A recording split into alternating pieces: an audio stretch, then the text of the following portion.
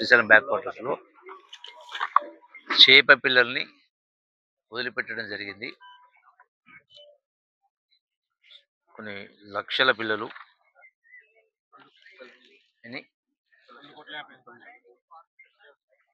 సరే. ఇది ఏంటంటే ఈ సీడ్ సైజు బాగున్నది.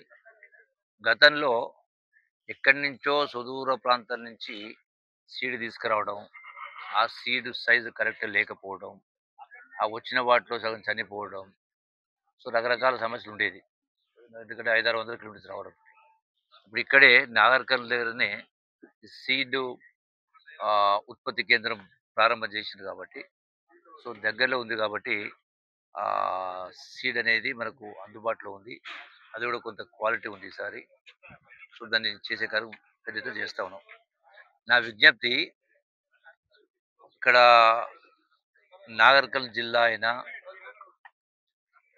అవిభక్త పాలమూరు జిల్లా అయినా, యావత్ తెలంగాణ రాష్ట్రంలో అయినా ఇప్పుడు ఒక అవకాశం కాబట్టి ఎక్కడి నుంచో సుదూర ప్రాంతాల నుంచి, ఎక్కడి నుంచో ఇతర రాష్ట్రాల నుంచి సీడ్ తెచ్చే బదులు ఔత్సాహిక నిరుద్యోగ యువకులు ఎక్కడ ఉంటారో వాళ్ళు ఈ చేపల ఉత్పత్తి కేంద్రాన్ని ప్రారంభం చేసుకుంటే, అంటే ఎట్లయితే పౌల్ట్రీ ఫామ్ చేస్తారో ఈ ఫిష్కి సంబంధించి కూడా అదే ప్రకారం చేసుకుంటే, ప్రభుత్వం నుంచి సబ్సిడీ ఉంది.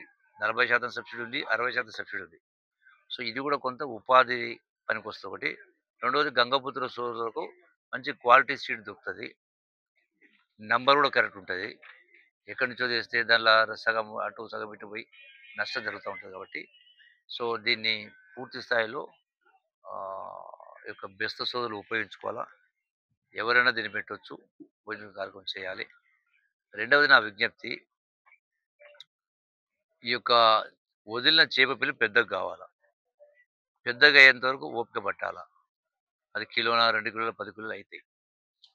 అయితే కొందరు ఏం చేస్తూ ఉన్నారంటే, దాన్ని ఏమంటారు మరి, కక్కుర్తి అనాలో ఇంకోటి అనాలో, అల్వి వలలను వేసి ఆ చిన్న పిల్లలు కూడా పట్టేస్తా ఉన్నారు. అంటే బంగారు బాతుగుడు వ్యవహారం. బంగారు బాతు అంటే బాతు బంగారు పెడుతుందని మొత్తం ఒకటేసారి కోసేస్తే అది ఏముంటుంది. అట్లాగే ఈ చేప పిల్ల పెరిగి పెద్దగా కావాలి కాబట్టి నా విజ్ఞప్తి మొత్తం గంగపుత్ర సోదరులందరూ కూడా, ఈ చేపల వృత్తులు చేసే వాళ్ళందరూ కూడా విజ్ఞప్తి, దయచేసి పొరపాటు అటువంటి చేయొద్దు. అట్లాగే గౌరవ సంబంధిత మంత్రి గారితో మాట్లాడి, శ్రీహరి గారితో మాట్లాడి కర్నూలు జిల్లాకు సంబంధించినటువంటి కలెక్టర్సు అట్లాగే ఎస్పీలను పిలిచి, అట్లాగే ఇటు పాలమూరు జిల్లాకు సంబంధించిన కలెక్టర్ ఎస్పీని పిలిచి ఒక జాయింట్ మీటింగ్ పెట్టి ఈ యొక్క అల్వి వలలు వేసేదాన్ని బంద్ చేయించడానికి సీరియస్గా ప్రయత్నం చేసే కార్యక్రమం చేస్తాం. దాని ద్వారా ఈ చిన్నపిల్లలు పట్టకుండా ఉంటే బెస్త వాళ్లకు ఆదాయం పెరుగుతుంది. పెద్ద సైజు చేపలు దొరుకుతాయి, మహా అంటే 4-5 మాసాలు. సో కాబట్టి దీనిపైన కూడా శ్రద్ధ తీసుకునే కార్యక్రమం చేయడం జరుగుతుంది. అట్లాగే ఈ ప్రాంతం టూరిజం కూడా ఇంకా డెవలప్ అవుతా ఉంది కాబట్టి ఇక్కడ ఒకటి ఏమంటారు, ఫ్లోటింగ్ ఫిష్ రెస్టారెంట్ ఒకటి ఏర్పాటు చేయబోతా ఉన్నాం. ఎందుకంటే తక్కువ ధరకు చేపలు అమ్ముకోకుండా వాటినే రకరకాల ఫ్రై, పులుస, రకరకాల ఉత్పత్తులు తయారు చేస్తే ఈ టూరిస్టులు వచ్చిన వాళ్ళు ఆ బోట్ దగ్గరికి వెళ్ళి అక్కడే అందులో బోట్లోనే చైర్స్ ఉంటాయి, కుర్చీలు ఉంటాయి, అక్కడే వాళ్ళకి మంచిగా వాటిని వండి పెట్టి తయారు చేసే కార్యక్రమం చేస్తారు. అది కూడా ఫ్లోటింగ్ ఫిష్ రెస్టారెంట్ కూడా ఒకటి ఏర్పాటు చేస్తున్నాం. Thank you. Local to global news at your fingertips. మీ చేతిలో ఒక ఆయుధం. Download R TV app.